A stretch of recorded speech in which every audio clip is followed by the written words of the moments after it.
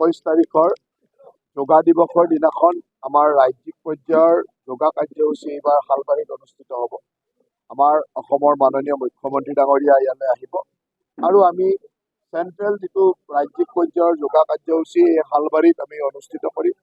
এই অঞ্চলৰ বিভিন্ন ব্যক্তি বা বিভিন্ন সংস্থা অনুষ্ঠানৰ পৰা সকলো ব্যক্তি ইয়ালৈ আহি আমি ৰাতিপুৱাই 6 বজাৰ লগে লগে যোগা কৰিম আৰু ইয়ে নিশ্চয়কৈ এই অঞ্চলত এটা সুন্দৰ বাতাবৰণ আনিব। মুখ্যমন্ত্ৰীৰ এই ভ্ৰমণে এই অঞ্চললৈকে এটা সকলোৰে মাজত এটা আনন্দ আনিছে।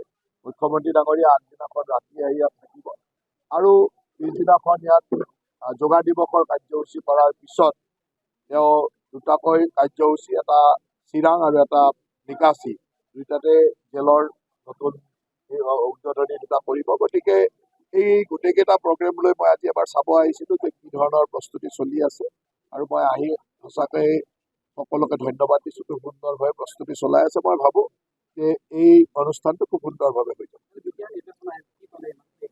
বিটিআৰৰ নিৰ্বাচন আজিও মই তামোলপুৰৰ পৰা আহিছোঁ। ৰাইজৰ যিটো উৎসাহ, ৰাইজে যি ধৰণে এইবাৰ ভাৰতীয় জনতা পাৰ্টীৰ প্ৰতি মৰম দেখুৱাইছে, মই ভাবোঁ যে এইবাৰ খুব ভাল ফলাফল আমি দেখাব পাৰিম। আৰু আমাৰ নিজৰো এটা কেলকুলেশ্যন আছিল যে আমি 25ৰ পৰা 30খন আসনত খেলিব পৰা আমাৰ সাংগঠনিক শক্তি আছে।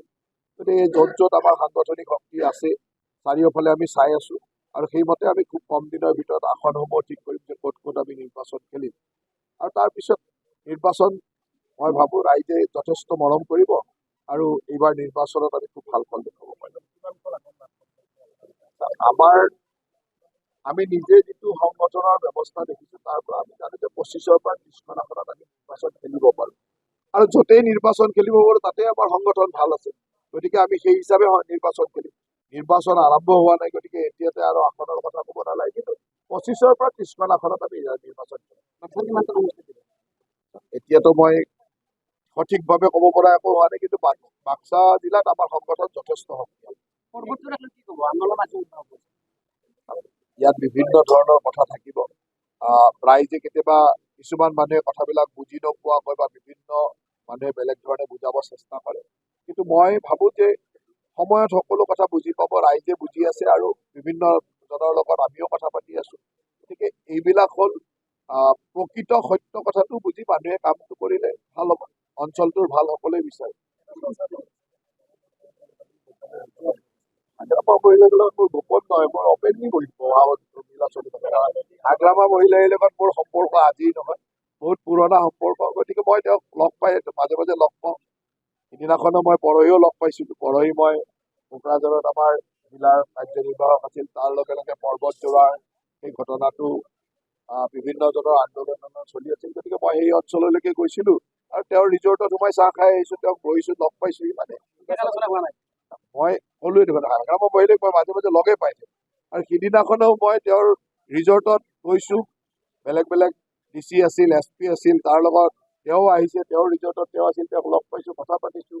ইয়াত কোনো ৰাজনৈতিক কথা নাথাকে, আমাৰ কিছু ব্যক্তিগত সম্পৰ্কও থাকে বিভিন্নজনৰ লগত। BTC নিৰ্বাচনত আমাৰ প্ৰচাৰ খুব ভাল চলিব। আমাৰ সংগঠন খুব সুন্দৰভাৱে হৈ আছে। এতিয়া আমি একোজন মন্ত্ৰীক একোখন জিলাৰ দায়িত্ব দিয়া হৈছে।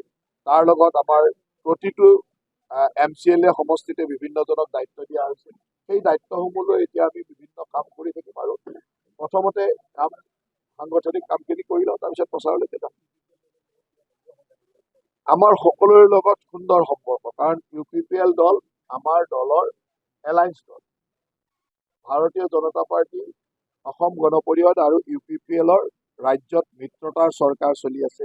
কেন্দ্ৰত আমাৰ মিত্ৰ দল, গতিকে আমাৰ মিত্ৰতা আছে। ঠিক তেনেধৰণে ৰাজ্যত যেতিয়া ৰাজ্যসভাৰ নিৰ্বাচন হয় তেতিয়া আমাৰ BPFে ভোট দিয়ে, আমাৰ লগত ফ্ল'ৰ কৰ্ডিনেশ্যনত থাকে। গতিকে তেওঁলোকৰ লগত আমাৰ ভাল সম্পৰ্ক আছে। গতিকে দুইটা পাৰ্টিৰ লগত আমাৰ ভাল সম্পৰ্ক আৰু ইয়াতে অতি মিত্ৰতা বন্ধুত্বপূৰ্ণভাৱে আমি নিৰ্বাচন কৰিম।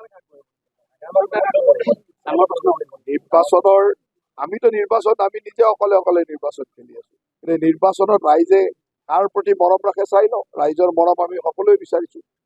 আমিও বিচাৰিছোঁ, BJP দল হিচাপে UPPLও বিচাৰিছে, BPFও বিচাৰিছে। এতিয়া ৰাইজে মৰম কালৈকে দিয়ে, তাৰপিছত আমি চিন্তা কৰিম।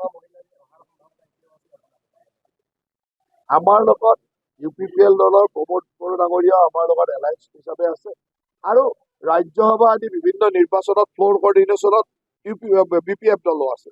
গতিকে আমি সকলোৰে লগত, কাৰণ বড়োভূমিত আমি শান্তি বিচাৰোঁ, বড়োভূমিৰ উন্নয়ন বিচাৰোঁ, বড়োভূমিৰ ৰাজনীতিক লৈ আমি তাৰ ভিতৰত সোমাব নোখোজো। আমাৰ কথা হ'ল যে আমি ৰাইজৰ লগত থাকি উন্নয়ন বিচাৰোঁ আৰু উন্নয়ন হোৱাটো আমি যিকোনো খবৰৰ বাবে যোগাযোগ কৰক 7099017330 লগতে 7099017110 নম্বৰত।